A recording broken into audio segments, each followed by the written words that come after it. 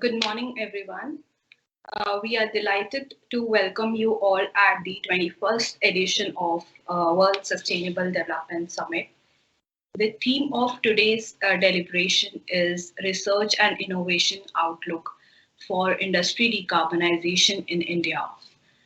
These celebrations are happening in collaboration with IIT Bombay and BP under the aegis of Industry Charter for Near Zero Emission Ambition, instituted by TERI. I would now like to welcome Mr. Girish Sethi, a Senior Director at the Energy and Resources Institute, for his opening remarks. Yeah, thanks, Taruna, and good morning, everyone. I think warm welcome to all the panelists and all the participants who have joined this thematic track on research and innovation outlook for industry decarbonization in India. I think as the title clearly mentions, I think the focus in this session would be on industry decarbonization, and within industry decarbonization, the role of research and innovation. And so we are really delighted to actually have IIT Bombay as our partner in this, and of course BP has been the supporter in this whole initiative. And of course I'm so delighted that Professor Rangan Banerjee has been able to join with us. And let me also start by actually congratulating Dr. Banerjee also for taking over as the director of IIT Delhi just a couple of days back. So just to give the broader context and the background in terms of this whole subject on industry decarbonization, as I think all of you who are at least aware that the sectors like cement, iron and steel, also ammonia, and a couple of other sectors, I think, are being talked or being termed as harder to abate sectors. And as one moves towards overall decarbonization in the energy space, on the electricity side, we are moving more and more towards renewables. On the transport sector also, we are moving quite a lot towards the electric vehicles. But in the industrial sector, when we talk about the energy use, almost some of the research which we have done, broader numbers, I think globally also these are true, that almost 70 to 80% of the total energy consumption in industry is from the thermal use, and balance around 25% is electricity. So, and some of these sectors who are represented today, I think, which are high temperature applications, this becomes really a harder to abate sector. And some of the sectors like cement specifically is the one where you really can't do much with the process emissions as of today, unless and until we really talk about capture and storage of these carbon dioxide emissions. So that's an additional challenge which we see in the industrial sector, which one does not see in any other sector in terms of the process emissions. So with this larger, broader background, I think globally, as I see, I think a lot of research has happened. We have been following that trends globally. And as per the Energy Transition Commission work, which they started doing it around 2017, 2018, it does say that yes, technically it is possible to reduce the emissions from all these sectors to near zero levels. But I think the commercial applicability from the industry perspective, I think that's still yet to be proven in a big way. So I think these are some of the challenges which I think I'm sure my industry colleagues will really like to mention that. But from our side, I think what we see when we have been doing the research at TERI on this whole subject, we believe that still the major transition pillars can be actually put under 5 broad heads. The first, of course, is energy efficiency, which we keep on talking about. And that, of course, is true for almost all the industries. Maybe some of the industries, some of the plants are at the global level, but overall the averages are not at the global level. So there still exists in the short to medium term opportunities for energy efficiency. Renewables are becoming cheaper by the day. So wherever possible, yes, we can move towards use of solar and wind, and maybe wherever possible for low temperature applications, at least even solar thermal and other applications, biomass could be used. The third major pillar, which we believe also is, I think one has to start thinking now about wherever possibility, we should move towards electrification. And there are applications where one is using thermal as well as thermal processes or electricity, But if somewhere we can use more electricity by moving from thermal to electrification, I think in many industries where it is possible, where melting is required, or in some cases, sectors like forging and foundries, wherever such applications are possible, we can move towards electrification.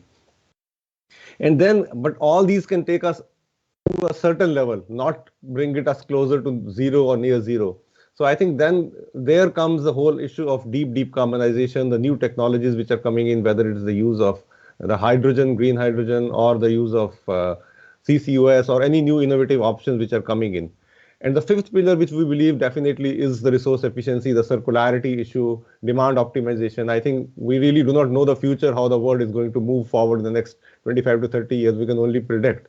We can develop scenarios, but one really doesn't know whether we are going to work. Pandemic has really taught us how we can work from home. So you really do not know how the world is going to move in a more connected world. So whether we will be having the same way, whether we'll be using steel in the same quantity as we have been using in historically, or cement we'll be using in the same quantity, whether we'll have co-working spaces, work from homes will come, maybe the demand optimization comes in. So I think this is the fifth larger pillar which I just thought of bringing in. So with this background, I think these are the five pillars which we at TERI believe are extremely important to really look at in the industry decarbonization space. And with all this background, I think it's heartening to note that many of the business houses, many of the Indian corporates have really come forward and given their own commitments to be net zero. And I think I can see Mr. Badankar from the Dalmia Cements, they have actually gone a step ahead and talked about being carbon negative by 2040 or so. They have given a commitment to the whole world on these lines. So with these background, I think we are really happy that many of you who have joined this industry charter, the logo which you see at the back of the agenda, the industry charter on near zero emissions, which TERI launched around a year back. So these leading market players, all of you have agreed to come together to sign this industry charter, and with the basic idea of being exemplars in your own field, in your own way, to really throw the light on how we can move forward in this direction. So we are really proud that also BP India is a signatory to this industry charter, and quite a few of others who are active in this field. I would not like to take much time. I think with the flow of this program, as you can see, we will have some background presentation by our colleagues from IIT Bombay, and then we will like to get views from all of you on the panel on how do you see those that research going on, and what do you feel are the options to move forward in this direction. So with these words, I hand it over back to Taruna to take it forward. Thank you. Thank you, Mr. Sethi, for providing us the pillars for decarbonization. These are certainly important for cost competitiveness and exploring the options for technology going forward and in this decade. And this is the objective of today's celebrations. I would now like to welcome Mr. Anshul Mathur, Senior Vice President, Communications and Advocacy, Asia Pacific at BP. He leads a large team across Asia Pacific, engaging with varied stakeholders at multiple levels. And he also leads BP's ambition of becoming net zero by 2050. I would now like to welcome Mr. Mathur to share his thoughts with us. Thank you, Taruna, and thank you, Mr. Sethi, and hello, everyone. It's really great to be here today. First, I hope all of you and your families are doing well. It's a challenging time for the whole world and for us, of course. Thank you for inviting me to the session on industrial decarbonization, which is, of course, being held at the flagship event of TERI, the World Sustainable Development Summit. I actually and BP have cherished a very long association with TERI, so and I've been also very lucky to attend many of these flagship events over these years, so truly delighted to be here. I think over the last 25 years in my career with BP, I've really seen how energy has transformed communities and the world. I think that's what the nature of energy is. But societies are changing, and as you can imagine, the world's carbon budget is finite. It's running out. Knowing this, societies are increasingly not just wanting reliable and affordable energy, but clean energy. And to the same end, India has, of course, made a very progressive announcement at COP26 last November, continuing to provide climate leadership, critical for a sustainable future. At BP, we do have a part to play. And after 112 years, we are actually shifting from being an international oil and gas company, which has been always focused on production of resources, to an integrated energy company that delivers solutions for customers. Our purpose is actually to reimagine energy for people and our planet. And this is indeed fully aligned to the theme of this year's summit, which is towards a resilient planet, ensuring a sustainable and equitable future. So at BP, we have set out our net zero ambition out to 2050 or sooner, and we want, of course, to work with all others like yourselves, which have the same intent and similar intent. So businesses around the world today, as we know, are embracing sustainability because it's the right thing to do. It is indeed the right thing to do. Clearly, none of us have all the answers in our own companies and just alone. And that's why forums like these are so very important. We're partnering with our customers, academics, think tanks, corporates, regions, cities to actually help accelerate the decarbonization. So strong partnerships and innovative business models are incredibly important. And why are they important? I think you laid out a great foundation, Mr. Sethi, but I think from our perspective, one is we need to align our strategies that will work for everyone and the planet. Two, to share knowledge, fast track new technologies, and also, very importantly, de-risk investments. And three, to progress solutions at pace and scale, which is needed for the energy transition. That's really important. We need to do it really quickly because, as we said, the time's running out. Just a quick few examples on what we're doing. Qantas was one of the first global aviation players to announce the net zero target, and we are a proud partner with Qantas. We're helping them with the decarbonization goals. We're collaborating on supply of sustainable aviation fuels, as well as exploring carbon reduction opportunities across their customers. Another great example of industrial company, and we talked about the cement sector, Mr. Sethi, we are working with Cemex, which makes cement. As you know, cement is the second most widely used material in the world after water. It is also very energy and emissions intensive. And reducing all these emissions isn't an easy switch. It actually involves looking across the value chain, finding near-term solutions while planning for the long term, and collaborating, as we said, with others to explore alternative fuels and also reduce carbon footprints. In India, we are proud to partner with Infosys to develop an integrated low-carbon energy as a service offer for the technology campuses in India. My able colleague Rajeev Kumar, who's also on this call, as part of the panel, he'll share more details on that shortly. So I guess in all of this, in light of all of this backdrop, I wanted to introduce the really excellent partnership that we have with IIT Mumbai and Professor Banerjee. Congratulations again, Professor, on your recent appointment as the Director of IIT Delhi. It's our privilege to be associated with you and your research team at IIT. And I think when I was looking back, I think this month actually marks 2 years of the first workshop that launched this partnership between IIT Mumbai and BP to identify and develop low carbon pathways for the hard to abate sector or the heavy industries that we talk about here. I think led by Professor Banerjee, whom you will hear more from today, the team has been really focused on detailed analysis of technology options for industry sectors like steel, cement, aluminium, refineries, etc.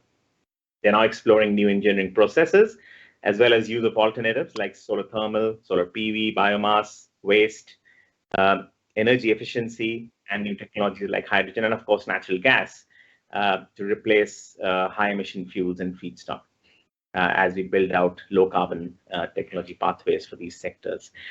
We're keen to see this work culminate in technology pilots and demonstrations in collaboration with industry partners like some of you gathered here today. I think in summary, the world's changing and the energy transition is well underway, and companies like BP and many of yours can show climate leadership by collaborating with each other, particularly those who are greening, who share a common purpose and are leading India's energy transition. After all, it's not about having to change, but wanting to change. Thank you for your time. Thank you for your partnership. And back to you, Tara. Thank you.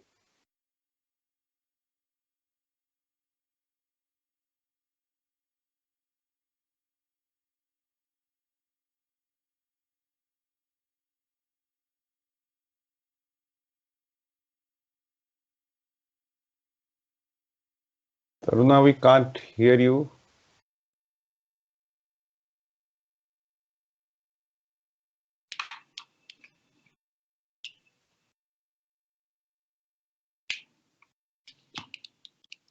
Taruna, can you go ahead and I think who's the next speaker?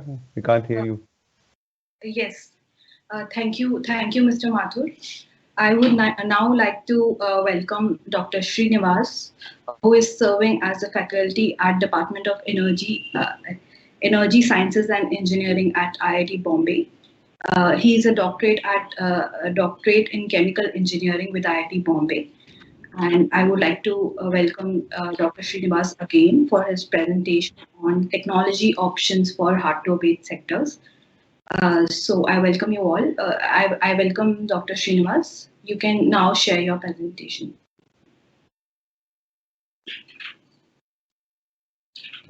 Thank you, Taruna, for the quick introduction. Good morning, everyone. I'd like to thank TERI for inviting us to be a part of this event and share our thoughts. So without taking much time, let me quickly go to my presentation.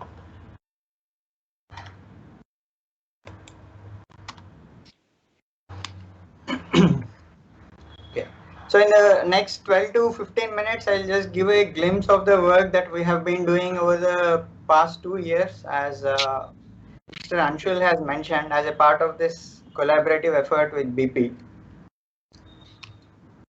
As a quick overview, all of us are aware that in the UN Climate Change Conference in 2015, it was concluded through various studies that the global temperature should be rise should be limited to less than 2 degrees centigrade, keeping in view the devastating effects that it can have. So as a result, the magic number that was set for the atmospheric CO2 concentration is to keep it below 450 ppm by 2100.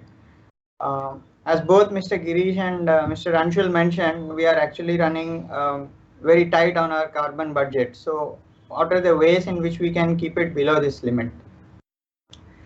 Anthropogenic CO2 emissions have been one of the main factors causing this. And these emissions come from different sectors, as you see here: industry, transport, power generation, buildings, and agriculture. The industry contribution is around 23% if we consider this report from European Union based on the emission trading scheme in 2018. But overall, there is a broad consensus that the industry emissions are anywhere between a quarter, which is 25%, to 1/3, that is 30%. Of these industries, some of the industries are really energy intensive. And when you say energy, we are going to get it mainly from fossil fuel burning, and that's in turn related to CO2 emissions. On this slide, I just summarize some of the energy intensive industries, again from the European Union ETS scheme. The largest contributor has been the petrochemicals and refineries at around 6%, followed by iron and steel at 5%. And then you have cement, which, as the previous two speakers have said, is the second largest material used after water. And then, of course, we have fertilizers, which is necessary to sustain the growth of agriculture and the rising food demands by population. All the other industries like lime and plaster, inorganic chemicals, etc., contribute to the remaining 6%. The challenge, however, is the contribution from this energy intensive industries changes geographically. So let us now zoom in into India, where this is data coming in from the report of International Energy Agency in 2019. So if we look at CO2 emissions by sector, the industry contribution was around 31%, as you see on the pie chart in your left. Okay. Within the industry, if we zoom in, the pie chart on the right shows the different contributors. So in the case of India, it's iron and steel, which is the largest at 12%, followed by cement at 8%, and then one of the non-ferrous metal industries, which is aluminium, at 3%. The fertilizer or urea is somewhat similar to what we saw in the European Union report at 1%, and the others contribute to 6%. The small pie represented by the gray region here shows the contributions from the refinery, which is actually less than the non-ferrous sector in India. Okay. So having known this, what are the options available for bringing down these emissions? Mr. Girish has already nicely mentioned about the 5 pillars that TERI has been looking at. So all the 5 pillars are kind of covered in this particular slide. So we start with energy efficiency, which over the last decade or so has been at the forefront because it involves minimal capital cost investments and very quick payback periods. So this is kind of the magic bullet that everyone tries to bite first. To take care of the energy efficiency, there have been many benchmarking studies at both the regional and the global levels to see what should be the ideal specific energy consumption for a process based on both thermodynamic limits, based on actual practical limits, etc. So time and again, it has come to the forefront that cogeneration, use of combined heat and power plants, trigeneration in some particular cases, and process integration can help in improving the energy efficiency. Of late, there has been a vast amount of literature on power to X technologies, where X can be different fuels or chemical products that you can make when you have excess power available in the grid. In terms of the second bullet point, which is resource efficiency, one could look at alternative raw materials. Again, the cement industry has been a very classic example for this. So the example lies in the utilization of fly ash coming in from the power sector. Can it be mixed at some particular proportions for use in the cement industry? Dematerialization, again, one can consider the cement industry itself as an example. So there are companies like Solidia which are trying to develop alternate technologies where you can use lesser amount of lime to prepare the clinker. Traditional Portland cement uses up to 65-70% of calcium oxide in making clinker. However, Solidia is trying to come up with a technology where the lime portion can be as low as 42 to 45%. So can you do this dematerialization and still have the same properties of the product that are desired finally? One should never forget that. In terms of substitution of materials, again, one could look at alternate raw materials that are available and what role they have to play. Greening the mix is the next pillar that has been mentioned, which is essentially the use of renewable energies. That encompass many technologies like solar photovoltaic, solar thermal, use of biomass or waste to energy in terms of agricultural residues, hazardous chemicals, etc. Especially with waste to energy, the cement industry worldwide has been a front runner in using hazardous waste. So wastes coming in from paints, fertilizer sector or the pesticide sector that are harmful solvents, etc., are used as fuels in the cement kilns. So there is some synergy between the different industries that one can see here, and that synergy actually needs to be improved. The fourth bullet point is again important in terms of circular economy and sustainability, which is one of the keywords of this summit. And for economies to have good recycling, in the literature it has been shown that there should be some certain level of development that has to happen before things can get back into recycling. So in India, at least for the iron and steel sector, we are seeing this, but for aluminum, we are far off, and we hope that things will catch up in the near future. While all these 4 bullet points here talk about different efficiency measures, the 5th one is as important, which is we are talking about next generation processes or novel development in the process routes itself.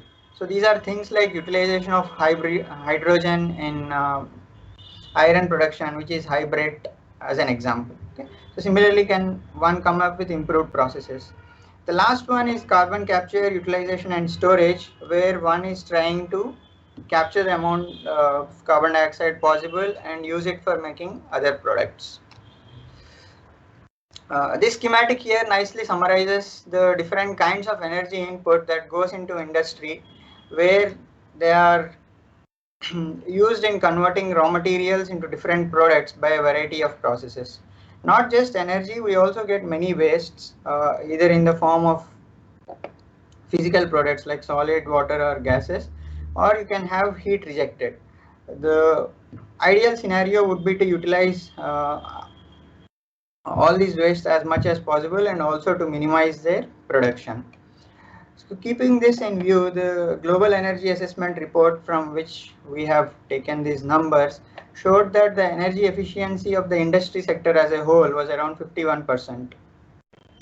However, if we look at the exergy efficiency, it is only 30%. Therefore, there are some industries where one should actually look at the quality of the energy to make more inroads into how the efficiency can be improved. Not just the energy efficiency, but the quality of the energy should also be considered. And this is where studies on thermodynamic minimum requirements, etc., come into use. As a part of this project, we then started looking at where the Indian industry stands with respect to the global averages.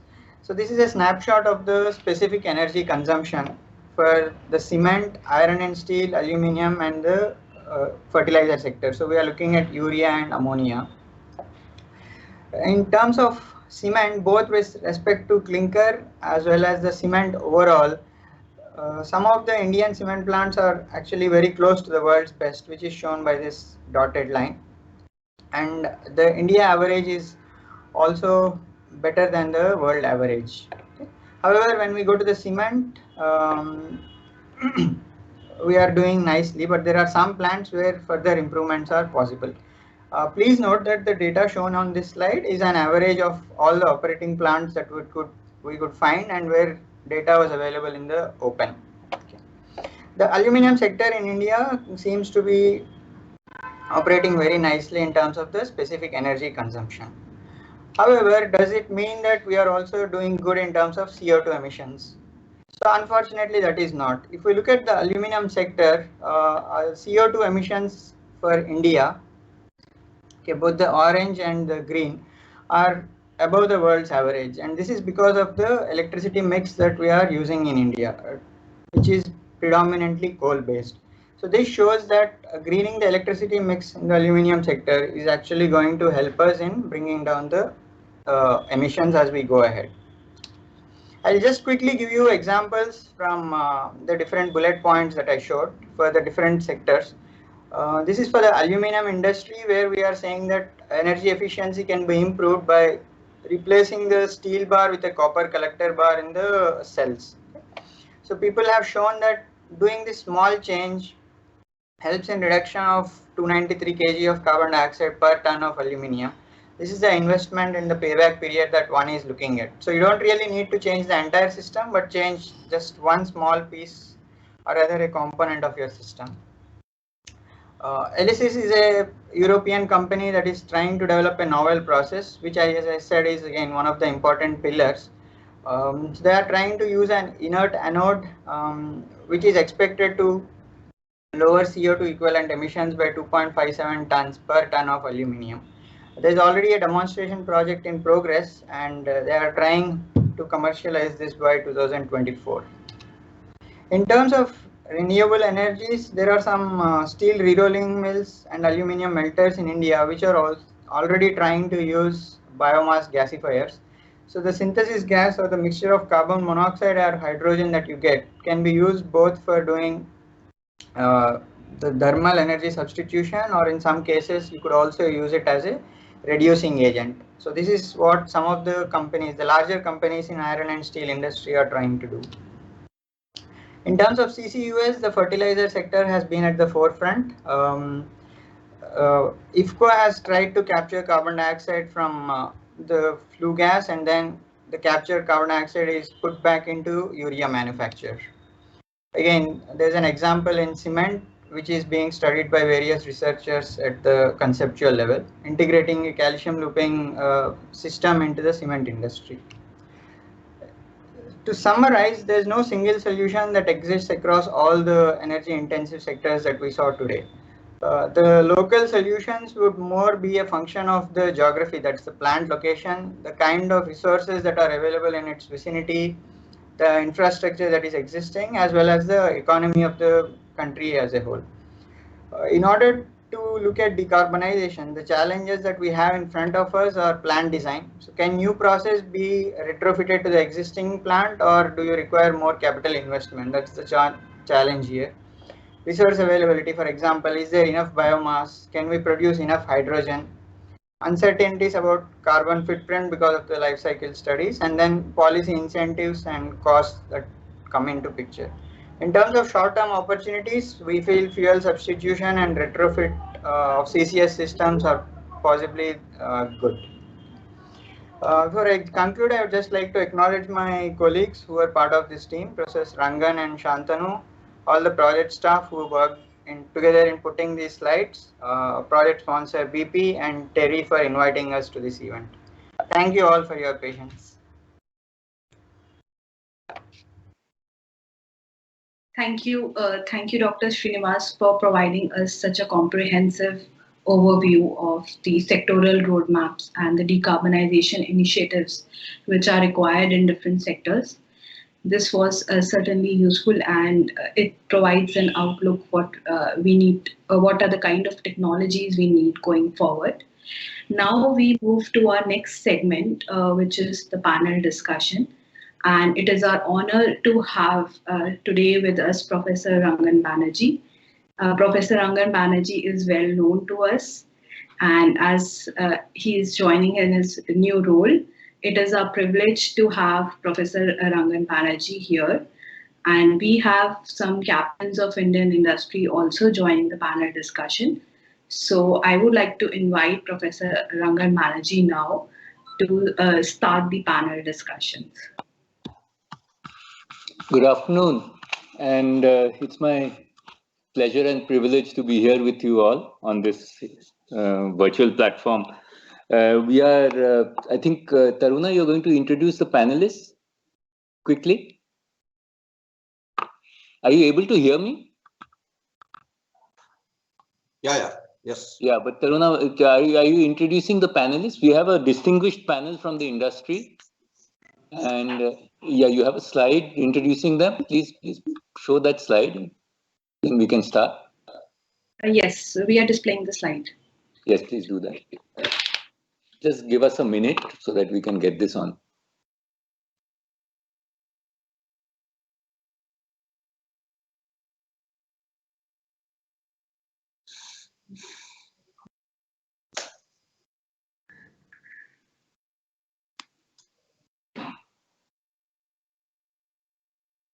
So I can quickly introduce the panelists. We Yes, have please. with Dr. Arvind Bodam, Executive Director, ESG and Chief Risk Officer, Dalmia Bharat Group. We have Mr. Lokendra Raj Singh, Chief Operating Officer, SWC.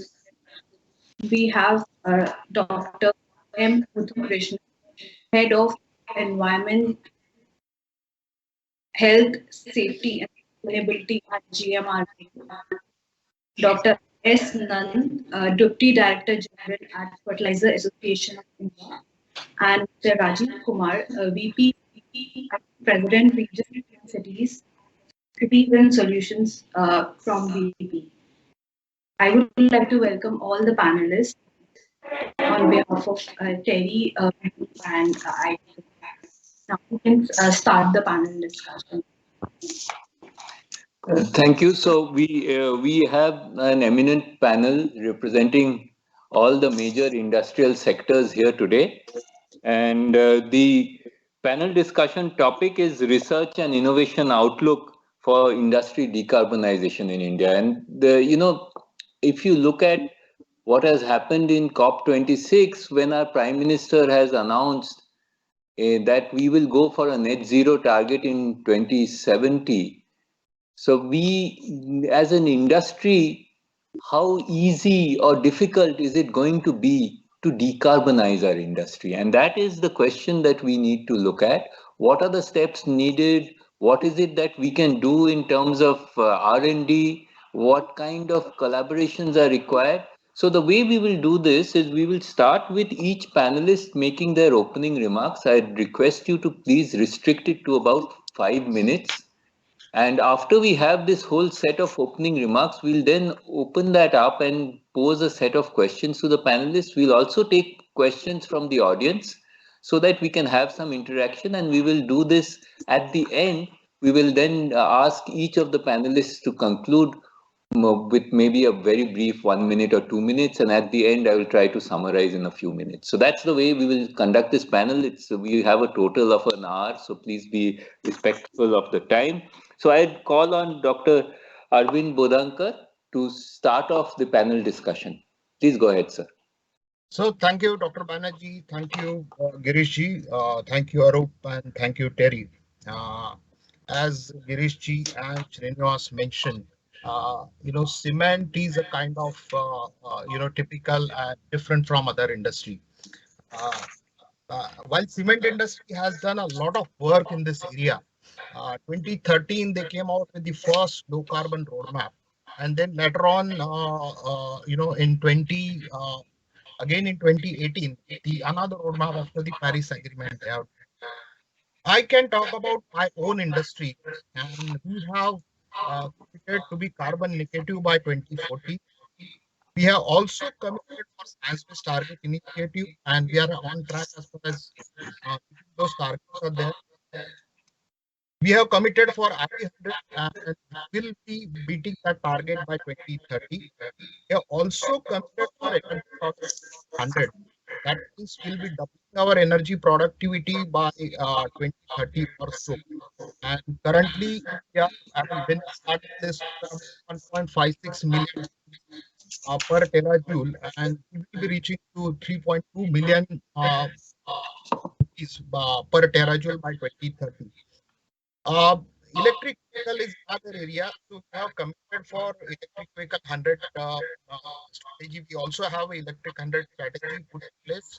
All our 0.5 ton, the vehicles below 3.5 ton will replace by 2030. We have also committed for replacement of fossil fuel by 2035, and we will have almost 100% blended cement by 2025. Whatever levers Dr. Srinivasan has talked about, I think we are already there. But the bigger issue what we have is 60% of our emission is future separated.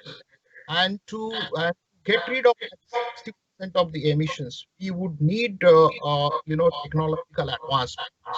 One of the technology is carbon capture and utilization. While there are other options of sequestration also, but that's very expensive and will need millions of acres of land. If you look at current numbers which are there, so can absorb only 5 kgs.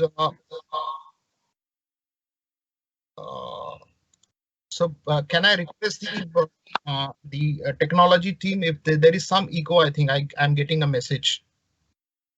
Maybe everybody can go on mute so that the echo would not be there. Yeah. So, so we have been doing a lot in this area, but as I said, technology is an important issue, and this technology will come at a cost. Today, if you look at the India's growth strategy, we want to be $5 trillion economy by 2025. And recently budget, if you have seen, we will be spending about 1.43 lakh crore on infrastructure development. The cement demand is likely to grow very fast.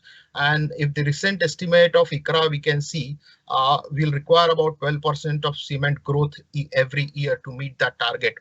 So currently, if we are somewhere, cement capacity is somewhere around 545 million tons, it has to reach to a level of 830 or 850 million ton. Now, this growth will require capex, and that capex will come from the investors, and investors are really demanding for decarbonization journey. While we have a complete grip on the fossil fuel related emissions, we still don't have all the answers for the process related emission. And as I said, it will come at a cost. The cost could vary from $53 per ton of CO2 capture to even $110 per ton of CO2. And if we have to absorb, the cement industry has to absorb that cost. The cost of cement, which is around $80 per ton today, that will go to $120. Is the country in a position to absorb that cost even at 2030? So that's why it is very essential that some grants or the floor fund which has been talked about, that has to flow in. Carbon market could be another solution, but with the right pricing, and we should be allowed to trade in the global market also. While there is a Indian market on the anvil, we also need have the we also need to have being allowed to sold in the market. So I'll take a pause over here and then hand it over back to Dr. Banerjee, and then if they have any specific questions, I can answer those. Yeah. Thank you, Dr. Bodankar, and I think you raise a lot of interesting points. We heard that Dalmia Cements have a lot of initiatives in this domain, and you have targets which is set. You also mentioned very explicitly that the issue comes at a cost, and that it is easy to maybe handle the energy related emissions, but the process related emissions are an issue. And then the question is, that cost are we willing to absorb? So we will come back to these issues and others. So you can hold your questions, you can put it in the chat when we come to the panel discussion side. So we heard from cement, let's go to steel. So Mr. Lokendra Raj Singh, JSW Steel, over to you, sir.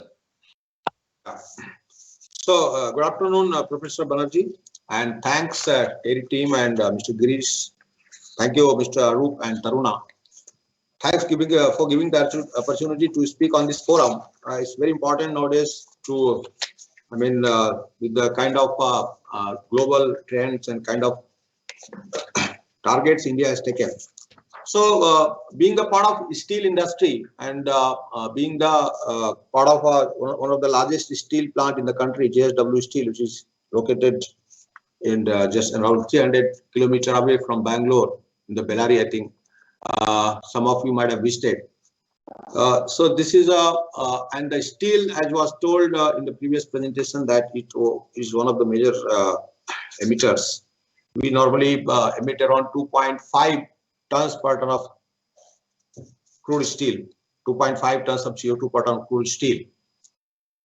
So this, and then there is a requirement of steel in the country. So as per the government policies, we are likely to go to 300 million ton, the present level of more than 125 million ton to 300 million ton by 2030. So a lot of new capacities are getting added. There is a lot of development and progress going on in terms of export substitution, manufacturing the special steels, performance linked scheme has been launched. So India has given a lot of commitment at the government level in COP26, as it was discussed. So there are a lot of discussions are going on. Still, we have not evolved around any concrete policy, neither from the government side, not from the industries, not from the any kind of stakeholders. I think, but a lot of discussions are going on. A lot of ideas, concepts are being formulated. So if you just take the example of China, so they are the best in the steel manufacturing, steel production, and they are one of the leaders as far as the CO2 is also concerned. So they have got a certain guidelines for the any new units to come up. If you see that the major consumption of fuel in terms of steel making happens because around 75% of our steel manufacturing happens through blast furnace and BOF route. So blast furnace, if you see, one of the major consumer of the coke and coking coal which we import, and then the emissions through that, and that's is the major consumer of the energy, and then that is the emissions. And we still have a lot of facilities all over the country, and the new facilities which are also coming, there is no guidelines. Like what kind of facility has to build up? What should be the specific energy consumption pattern of steel in that unit? That has to be defined. There has to be some certain policy that beyond that, people, no industry can emit, especially in the new facilities which are going to come up. So like that, Chinese steel metal society has got a certain guideline. Suppose that you're going to build a blast furnace, the top pressure, it has to be high top pressure. It has to be equipped with 100% of the prepared burner. It has to be have a high hot blast temperature. It has to be equipped with a high fuel rate injections. It has to be equipped with the natural gas injections. So all kind of guidelines have been already given by the Chinese Society of Metal. Here in our country, I think Indian Institute of Metal is quite equipped, where the IM President, Mr. Narendran, the Tata MD and CEO, and now the President is also Mr. Sajjan Jindal, one of the second largest, JSW Steel, head of the JSW Steel. So those kind of policies to be made in order to give to the industry. I'm just talking about the steel industry, where any new unit which is going to come, like JSW has taken a lead in that. So if we are going to build a blast furnace, it is going to be the super large blast furnaces, where we can produce maybe a huge amount of hot metal, maybe 15,000 tons per day, and we can have all latest gadgets, equipments in terms of automation, in terms of digitalization, in terms of energy saving measures, where we can produce even a less than 30-40% of the CO2 emission level. And then now the remaining things comes from the existing facilities what we have. So that requires a lot of investment, and a lot of some kind of showcasing has happened. But in reality, still on the ground level, JSW has started working in three directions. One is that mostly that how to replace, whatever this captive power plant we have in our steel plants, and we are using that energy to to manufacture the steel. How to give away this steam coal or thermal coal, how to replace it with the gases, byproduct gases which we generate inside the plant itself, and then how to replace the electricity what we are consuming in the steel sector, how to replace with renewable energy. And because it's an industry is round the clock running like other industries, so it has to be RTC power, round the clock power. So that efforts are going on. We have this lot of solar power plants and wind energy plants are going to come. This is on one major initiative, replacing of the thermal coal with this renewable power. Another thing I told you that building the large capacity where we can build up a lot of efficiency. In a steel plant, there is a lot of scope for adopting a best available technology, and you're using a lot of waste gases which are generated. They are being converted in terms of steam or power. So a lot of opportunities are there, which many plants are still not equipped, and we waste a lot of energy in terms of not capturing those energies back. Finally, there are efforts are going on to start with this hydrogen, which is going to be the fuel for the future, and that's going to be the ultimate. And a lot of innovations and research and trials, experiments are going on. And the day is not far away that hydrogen is going to come in a big way, and there are going to be innovations. And then if we are not equipped, we are not ready, we may got caught by surprise. So hydrogen is going to be available very soon, and then we need to find the ways of using the hydrogen. We are doing many trials for using hydrogen in our DRI plants, injecting the hydrogen in the blast furnaces to replace. We have been also trying to work with the natural gas, but natural gas is equally having CO2 emissions, so that's not beneficial. Another important thing, sir, what I propose that in the steel sector, whatever carbon we emit, there is a very good opportunity to capture that. So because we are having a lot of facilities where we take out, burn, and emit a lot of CO2. So CO2 capturing and utilizing and storing has to be another very useful for us. So these are the three areas steel plant is working, and of course we need a lot of support in terms of policies, in terms of capex, and in terms of other facilities by the government, because now this is now our customers are also moving in that direction. They are also started demanding that yes, we have to be green, we have to give them green steel, and then our suppliers are also in that direction. So we are in also that mode, but it's still a long way to go and a lot of things to be done. Thank you, sir. Thank you very much. Thank you, Mr. Singh, for that, for your comments. I think I'm hearing an echo. I'll put it up. Okay, yeah. So you brought out a whole spectrum of things that you are looking at in from the steel industry, whether it is renewables, whether it is looking at hydrogen, whether it is changing the utility and putting solar and wind, and then the waste that you have and utilizing that. And you also brought another interesting thing is that you feel that we should look at guidelines and policies for new industry. I think that's an important point. Again, like our earlier speaker, you did talk about carbon capture and utilization, mentioned hydrogen. So many different issues have been raised. You also brought out the point, which I think we can come back to, that there is a demand for green steel, and that is also a challenge in the market. So I think many issues for us to take forward. And now we'll go to our next speaker, Dr. Muthu Krishnan from the GMR Group. Please go ahead, sir. Good afternoon. Good afternoon, sir. Good afternoon, all the panelists. It's a different sector as compared to steel and cement. We are an end user in the industry. So from airport side, I can deliberate how the cement and steels are a very important component for airport and airport development. So as you know, the airports started getting privatization. Many airports are in expansion plan and got expanded over the years. From 2005 onwards, due to policy change in government, many airports started getting now expansions. So what is needed now is a low carbon technologies which can facilitate the end users like us.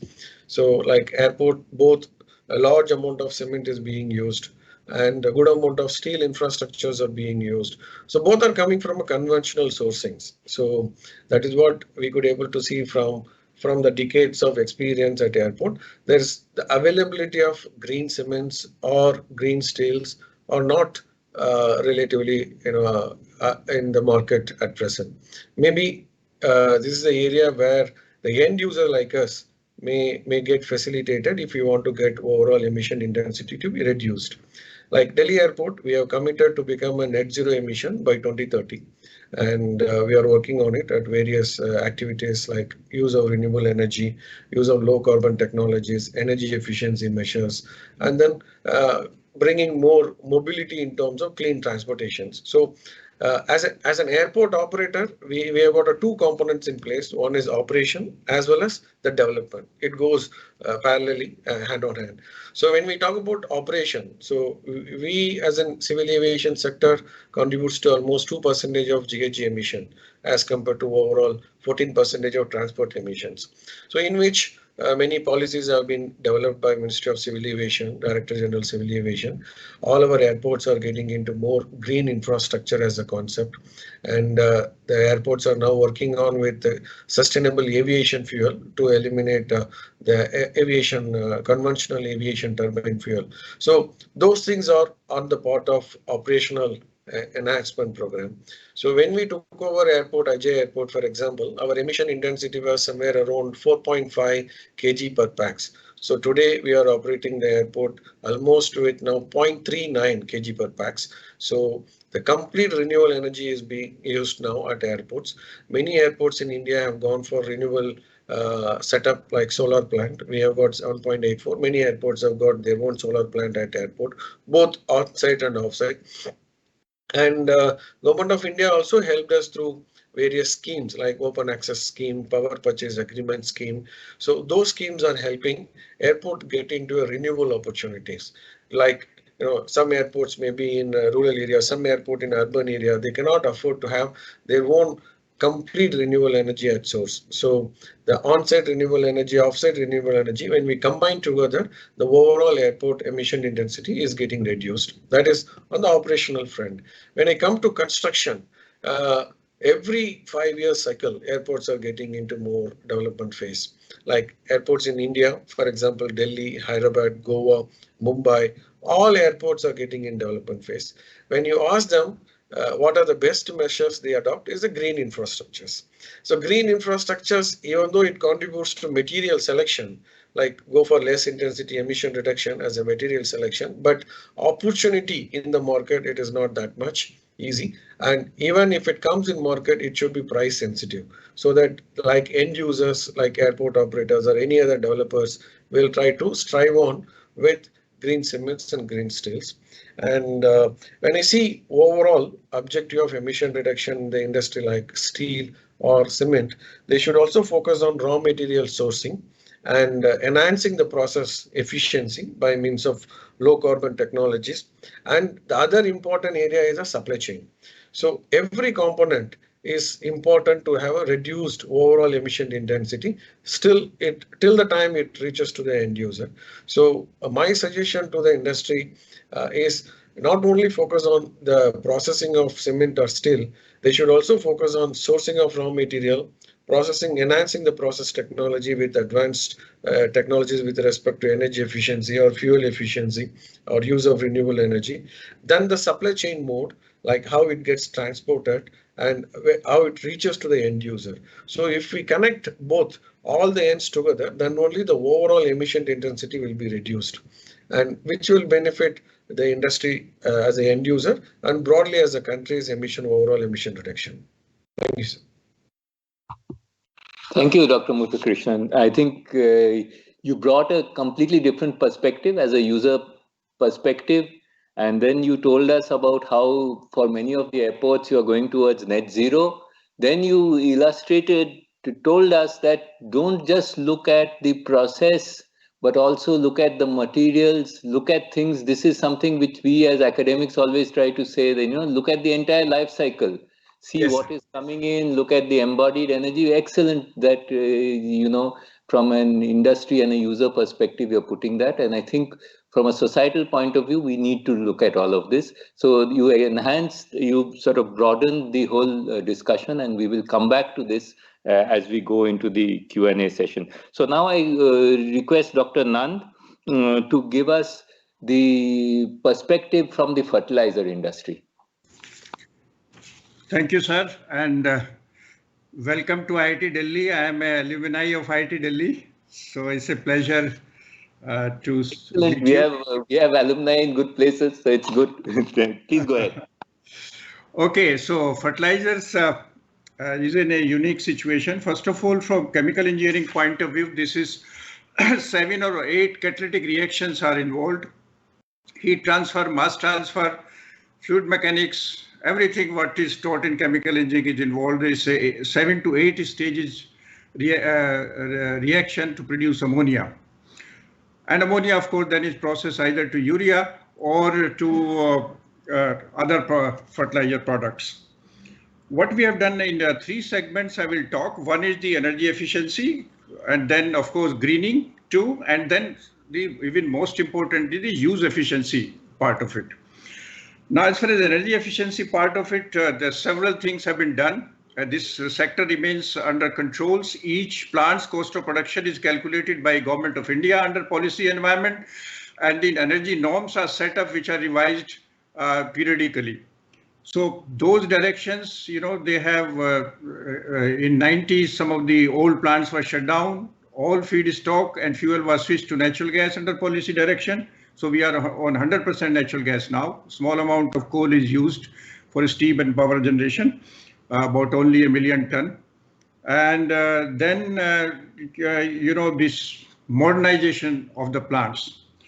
Now, modernization of the plant, I will give you just one figure that we are at about, and we do the benchmarking, international benchmarking. We have strong connections with the International Fertilizer Industry Association, participate in their benchmarking exercise. They do it periodically for ammonia. We have, saved or reduced specific energy consumption for ammonia and urea by almost 34 to 35% since 88, 89 by doing all this. Where we are at about 33 kilojoules average energy consumption for all ammonia plants in the country. What is the lowest? Lowest is 29.3. So ideally the objective should be that everybody achieves lowest, but that by there are several barriers, including policy, controls, etc. Because you should be able to generate surplus, which is not, the companies are not able to generate surplus while reimbursement of cost by Government of India. So that will still happen, but in the long term, let's say by 2035, that we should still be able to come to, if not 29, at least 30 kilojoules per ton of ammonia. And this 80% energy is through ammonia for production of urea. Similarly, CO2 emission has come down drastically. Today we are 2 million tons, which is equal to about average for the world plants.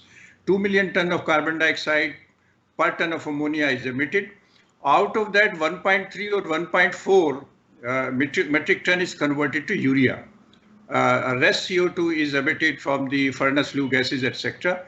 And these processed CO2, of course, all of it is converted to carbon dioxide. Something was referred to by your faculty from IIT Bombay that there was because it's a lean gas, there was a deficiency of CO2 vis-a-vis stoichiometric with ammonia to convert all ammonia to urea. So some plants have put CO2 recovery systems from flue gases, furnace flue gases from primary reformer, and that is also then converted to urea. But the cost is an issue. So we have come a long way. We are comparable to best plants in the world, and all the data and benchmarking exercise data is available with us. We are an association representing the entire industry in this country and speak very authentically on behalf of the entire industry. Second is, of course, greening of this thing. You all, in addition that every industry has now certain obligations to use renewable energy, we are part of it in each state. But now we are talking of using green hydrogen for production of ammonia. Then that is will be green. Internationally also, we are part of some exercise groups at International Fertilizer Industry Association. I am a member of sustainability group at the international level for ammonia. And so there is a Government of India has prepared, Ministry of Non-Conventional and Renewable Energy Ministry, which we were again part of that exercise, and we have said that at least we start with part of ammonia can be replaced with green ammonia, and we will be ready for that, except for the cost aspect. And if what I am privy to, the proposal is that there will be some PLI for the electrolyzers, and there will be some viability gap funding for ammonia users. So I hope that sees that progresses, and we'll be part of that exercise. And the third is the use efficiency part. At the end of the day, what is the crop output you get? Our crop yields remain still lower in spite of record food grain production. Our major crop yields of paddy or wheat remains lower than our neighboring countries, not to talk of China, even our for Bangladesh or even Pakistan. So there is a need for focus to use nitrogen use efficiency, which is the it's not only energy intensive to produce nitrogenous fertilizers, but nitrogen, whatever escapes, is again greenhouse gases, either to air or to water. The active nitrogen in form of NOx, various NOx compounds. So there is a need for focus in the use efficiency part, that's where the agriculture comes. I will also mention that when we use fertilizers, it is also happening. It's also helping in decarbonization in an indirect way. You grow more food, that means you grow more crops, you grow more this thing, and they capture the carbon. If you don't use fertilizers, it's a lesser growth of plants or crops and lesser use of carbon dioxide. So indirectly we are happening. We are also indirectly helping that if you have to grow the same food for this population, then you will need to clear more forest, and area required probably will be twice or thrice, 3 times what you need for the agriculture right now. It is accepted at about 50% increase during Green Revolution, even later. The increase in food grain production, 50% of it has come through fertilizers. It's the most important, one of the most important input for agriculture, only after irrigation water. I will stop at that. As I said, we are very, achieved very high efficiency. If any details are required, how we have achieved, what we have done in last 30 years or 20 years or 15 years, including utilization of low-level heat of, hot water or even under 10 degrees centigrade or under 20 degrees centigrade, which was a challenge for how this has been integrated with the plant and gainfully utilized so that overall energy consumption has average energy consumption has come out for the industry and emissions have come out. I will stop at this point and happy to answer any questions later. Thank you, sir. Dr. Thank you, Dr. Nan, for giving us the perspective from the Fertilizer Association of India and also mentioning that you have actually tracked all the data, and a lot of this data is available in terms of statistics, which is available in the public domain. You also told us that the fertilizer industry is now amongst the best in the world in many of these parameters. You spoke to us about the green ammonia and the incentives, and with the PLI scheme, you said it might be a little more costly initially, but we should be seeing movement in that direction. So I think there are many things which will come up again in the Q&A session. So let us move now to the final panelist, Mr. Rajeev Kumar, my good friend from BP. Please go ahead. No, thank you, Professor Banerjee, and good afternoon to you all. Thank you for inviting me to talk on a very interesting subject. In fact, it's my pleasure to be participating in the panel discussion on the topic which is very dear to BP and me. We are working towards decarbonization of cities, industries, and corporate, and that has been one of our key focus area in the last couple of years. So let me first start with BP's net zero journey, because that's very important how we have progressed. In fact, in February 2020, and Anshul did mention about it, is that we adopted a new purpose, and that is Reimagine Energy for people and for the planet. So our mission is to be net zero company by 2050 or sooner, and to help the world to get to net zero. And when we talk about getting to net zero for BP, that meant tackling almost about 415 million tons per annum of CO2 emission, which is about 55 million tons, which is coming from our operation, which is required for production and processing of oil and gas. At the same time, our produce itself causes a lifetime carbon emission, which is almost about 360 million tons per annum. So in addition, we also said that the product we sell, and we sell almost twice the product we produce, we will reduce the carbon intensity of that by about 50%. That's what we said in February 2020. Later in the year, same year 2020, we came out with our clear pathway that how we are going to go there. And that is where we said we will move from an international oil company that is being a solution, being a resource provider, to an international integrated energy company. That means we'll be looking to understand, solve the problems, provide the solutions to the customer.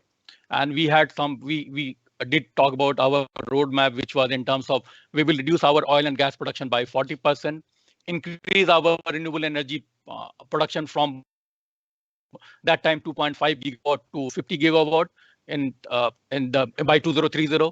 Then we said we will increase our bioenergy production by 5 times in 10 years, and then have 20% share in the biojet and 10% share in the hydrogen. We also formed a group which is called Region Cities and Solution, and I belong to that group of BP to support the world to be net zero.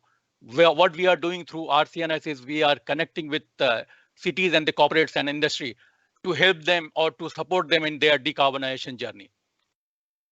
It has been 2 years since we started our net zero journey, and I'm happy to say that we have made a great progress. And based on the progress, now we are trying to accelerate what we promised in 2030, about 2030, what we promised 2 years back. So when we say when we talked in 2020, we said that we will reduce our operational carbon footprint by 30 to 35%. Now we are saying we will reduce that by 50% by 2030. Secondly, we said we will reduce carbon intensity of our product which we are selling by 50%. Now we are saying that not only our oil and gas produce, but also the products which we are selling, we will bring all that to net zero. And this is I think this is a unique announcement we have made among the peers. So I think this has been possible because of the success we have or the progress we have made in the 2 years' time. Towards decarbonization, we have made some great partnership. We are Amazon, Microsoft, BMW, Dalmer, Cemex, NYK, Quantas. I think Anshul mentioned about Quantas and Cemex in his speech. We have developed partnership with them to decarbonize. We are also developed partnership with cities like Aberdeen, Houston, Valencia. So we are making a good progress there. Now, coming to India, given our presence in the energy value chain, we have been working to support the corporate and industries in their effort to decarbonize and have been actively engaged with few consumer goods industry, heavy industry, and technology industries. We have identified some of the key areas, and when we talk to these industries, we understand their pain point. We have identified some of the key areas. Some of them are easy wins. Some of them will require costly process. And the key areas which has been talked about by various panelists in the past, like one is the green power, which is how we can replace captive coal-based power plant with a renewable power, or how we can ensure 24/7 power supply, which is of low carbon. Second is the greening of the logistics. Most of the, some of the, particularly the consumer goods industry, the logistics is a major carbon emitter for them. So we are working with them how we can reduce their carbon footprint, how we can switch over from MS and HSD to CNG and to then bio CNG in mid to short to mid-term time, and also how move over to hydrogen in the long-term time. Then it's about the energy efficiency. All of you talked about energy efficiency. We do see a great potential for improvement of the energy efficiency. I think if we see potential to reduce that by 25 to 30%. And good thing about energy efficiency is it doesn't cost you more. What is doing it helps you in decarbonizing. At the same time, it saves you energy costs. So that is another area where we are targeting. Then the process decarbonization is one of the difficult area, which our colleague from cement industry, steel industry, and have talked about, and where we need to see how we can lay the roadmap, how we can switch over to gas, and then from gas to hydrogen. And then it is also about managing the entire energy system. And Srini very rightly mentioned, it's not only about energy efficiency, how we manage our entire energy from supply to consumption, and how we manage it well, provide end-to-end solution, to have the end-to-end solution for the energy. And that is what we are developing with Infosys. Is we are developing a energy as a service digital platform, which will provide end-to-end energy management solution to the customer, and which we believe can help the customer reducing their carbon footprint significantly, besides reducing their energy cost. So we believe investment in these areas need to be encouraged if India has to achieve its ambition to reduce 1 billion ton of carbon emission by 2030. We believe industries will play a much bigger role. And this is what Srini also talked about, the amount of emission which we are getting from the industries as well as from the power plants. And to play that big role, government needs to provide support. Government needs to provide support on the policy front, provide the incentives, and there has to be some premium for the green product, which is missing. I think if a lot of people talk about green product, but I think very few people are willing to pay the premium for the green product. So that's going to be very important. For example, let's say we talk about renewable power, which is competitive to coal-based power. But if you want 24/7 renewable power, Mr. Rajeev Kumar, we are running out of time. Yeah, absolutely. One minute there. So this with storage, it becomes costlier than the coal-based power. We have already colleagues have already talked about steel and cement industry, which will require hydrogen and CCUS for the decarbonization. So with that, I stop here. I'm willing to talk to the co-panelists in subsequently on discuss what is the potential opportunity we can have, and happy to take questions later on. Thank you, Professor Banerjee. Thank you. So I think reimagining the planet, but also BP in a sense has reimagined their own role as a company, which is very interesting. They've been at the forefront of it.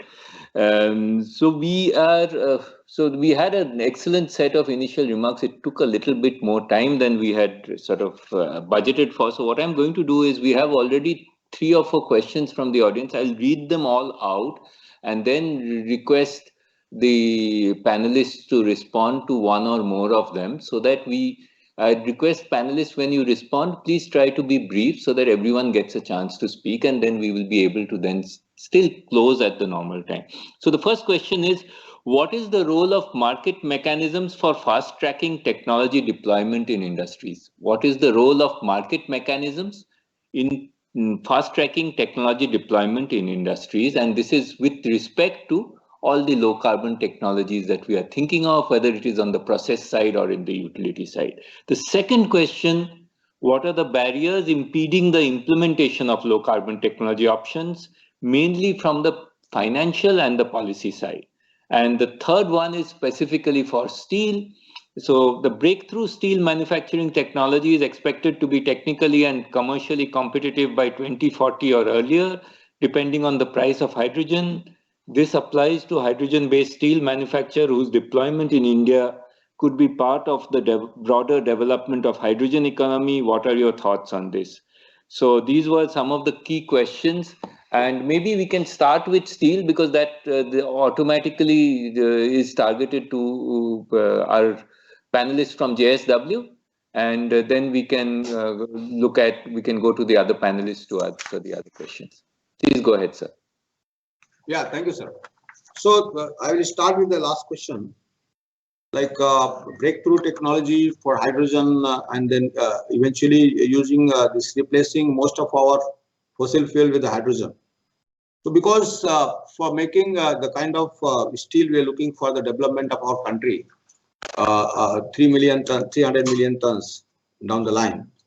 So we require a huge amount of hydrogen. And that just cannot be manufactured with the present level. I mean, for that, I think eventually we have to go kind of a nuclear hydrogen. So that kind of quantity is required in order to replace and in order to start using.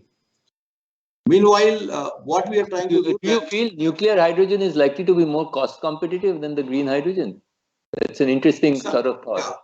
Yeah. Because sir, the quantity which is required to eventually replace the kind of eventually if we go for start replacing that. So nuclear hydrogen at present it may be not this viable, but down the line in the coming years it is required, because if we have to go a large scale. Because now at present what we are talking about setting of electrolyzers, that quantity will be less. That can be used only for manufacturing some part of steel. What we are doing it maybe 5% to start with 10%, and that can be used in the DRI for converting, making this injecting hydrogen in the DRI, and that hydrogen to be manufactured by the this renewable power. And then, but that's going to be very less portion, and that's not going to meet us the target what we have taken in the coming days. So this is one. And then mostly the barrier for adopting the low carbon technologies, as we discussed, that there have been the this lack of resources, lack of fundings, and a clear-cut scheme in terms of carbon neutralization and the merits and demerits. Which why the steel manufacturing has to manufacture a green product unless there is some incentive either in the society or through the customers or through the suppliers. So total value chain has to act for that. Otherwise, at present, manufacturing the green steel is economically not viable, and only it has to be done in a it is happening in a very small scale, just for either in a pilot scale trials, or just to showcase something what we are doing. That's all. So yeah. Thank you, Mr. Singh. I now request Dr. Bodhankar to please comment on these two questions which were asked. Thank you, Dr. Banerjee. Let me talk about the market mechanism, and it's very close to my heart also. Whether earlier it was CDM or now the Article 6 which we're talking about, and the whatever that market mechanism is being put in place in India. So cement industry, as I said, in my particular company also, we have done a lot in last 2019 to almost on an average 3 to 4% reduction in CO2 emission we have done, and this is through various, either through blending, by replacing the fossil fuel or having a renewable energy, everything we have done. But now, going forward, whatever low-hanging fruits were there, those we have already grabbed. And now what we need is, solid investment. Now we are ready to invest, but then whatever efforts which we will be taking and the reduction which we are going to do, I think that has to be compensated. We don't expect that government should compensate that fully. But if a market mechanism exists and if we get the right price of the CERs or whatever CO2 reduction we do, I think it's still doable. And we are willing to a point. While I mean, we have taken a target of carbon negative by 2040. And of course, when we had taken that target, definitely some support from government, some support on policy, and this market mechanism we had thought of. I think market mechanism will be more, on the merit, and it will compensate the efforts which we have taken. So it will definitely give a push. Thank you. Dr. Muthukrishnan, would you like to, from a user perspective, talk about either the barriers or the market mechanism?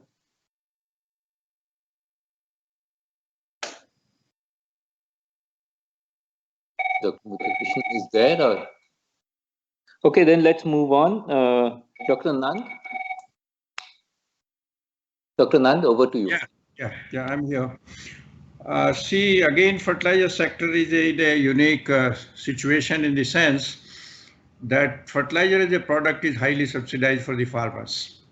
And that's why government is regulating the cost of production also.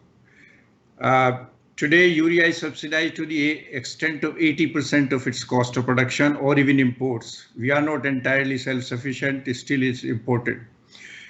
The other products are also subsidized to the extent of 50 to 60%. So as I mentioned, but government is keen, what proposals which we have discussed, that there is a possibility of viability gap funding when you use green hydrogen or green ammonia, because cost is a major barrier. For other things, if the industry, what we are trying is that it is deregulated in the sense that it's allowed to operate in a free market environment, then the innovations are much more, adoption of new innovations or new products, because here is a more need to bring in new products which are give you higher use efficiency. That will automatically reduce the requirement of fertilizers and production of fertilizers. So in terms of at the agriculture or use level as well as production level, the policy remains a barrier as of now, because introduction of new products for the farmers is a barrier, because certain products are being highly subsidized. You cannot bring non-subsidized to the market. That is the big issue. But having said that, because government is regulating and highly subsidizing the farmer, government is prepared also to further do some viability gap funding for introduction of green hydrogen, what I understand so far, or green ammonia. We are using, you had asked a question, we are using about 18 million tons of ammonia, which is equivalent to about 3 million tons of hydrogen per annum. What we have told that at least 3 million tons of ammonia can gradually be changed or replaced with the green ammonia. 3 million tons of ammonia I'm talking, which is not related for production to urea, but other fertilizers. And major emissions and energy consumption is at the ammonia production level itself. So for that, government probably is keen to make it viable. So I hope that puzzle is solved as far as viability is concerned. Introduction of new products, the policy is a barrier. These are the two different things. Yeah. Thank you, Dr. Nand. So I request Dr. Muthukrishnan, if you have any perspective on the questions which were asked about market mechanism and barriers as an end user. You're muted, sir. So market mechanism and barrier as an end user, if I see it, many in aviation industries, it's very difficult to get through the new products. For example, airports, the main source of emission from airports are aircrafts, which is traditionally run by ATF, means aviation turbine fuel. So the industries are now exploring to go with electric driven aircrafts, but the capacity cannot be that much. It requires a payload. So now industry is looking for hydrogen as a component, but still this is all in a prototype. We from a aviation sector, we foresee that it may not happen in next 5 years time. So at least that's a issue. The barrier in this case is the innovation, research and development. It is very slow. The industries are picking up now, even though they know that the climate change issues are going on from 2000 onwards, and we are now in 2020. But the progress is not that much visible. In India, we are talking about now EV vehicles, whereas it's supposed to be in a driven stage. We are in a pilot stage, and things are getting slow. So, as committed by our Prime Minister, like by 2030, we will have a 500 gigawatt of thermal energy, renewable energy, and reducing 50% and 2070 net zero. The long way to go. Maybe Government of India and the industries, R&Ds, institution should try to think the time gap to be reduced less, so that at least the emission we talk about and temperature relation we talk about like 1.5 degree, which can be easily achieved. Otherwise, theoretically, it is not possible now. People are saying that even we can achieve 2.1, 1.5 is relatively very tough. So institution, policymakers, and industry has to come together, and good amount of innovation and research and development should happen. Then only the target of 1.5 degree net zero emission by 2050 can be achieved. Thank you, Dr. Muthukrishnan. Now, Mr. Rajeev Kumar. I think most of the point that already covered. But I will say I did cover some of it in the opening remarks. So some of the process for decarbonization is already cost competitive, and things like, for example, energy efficiency, renewable power, partial supply of renewable power, mobility solution replacing HSD with bio CNG or a CNG. These are already cost competitive. I don't think they require any further support. But when we talk about deep carbonization in terms of 24/7 renewable power supply or no carbon supply of power, switch over to hydrogen for mobility, then hydrogen and CCS process. This will definitely require some kind of a support from the government. And I will say three things I will point out. One is some incentive from the government, premium for the green products. And thirdly, I will say we need to think about the carbon pricing. Then only this will be competitive. For example, if what I understand from my number, and I have still colleague who knows better than me, if the green steel has to be competitive with unabated steel, the hydrogen price has to be about $0.65 per kg, which we don't see happening in next 10 to 15 years time. Thank you. Thank you. So we come to the end of our discussion, and we could have probably gone on for another hour.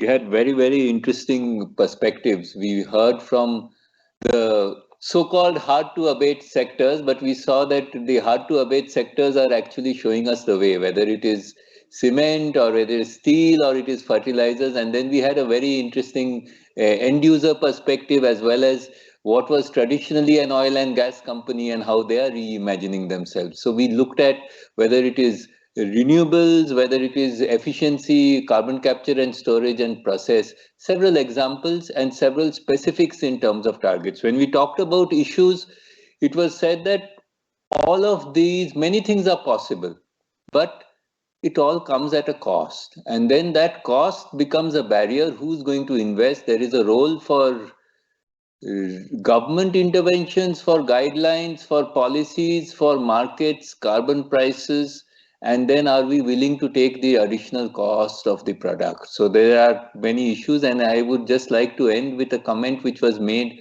by one of our panelists, who said that the solution finally is about innovation and R&D. And unfortunately, innovation and R&D is not going at the pace at which we want.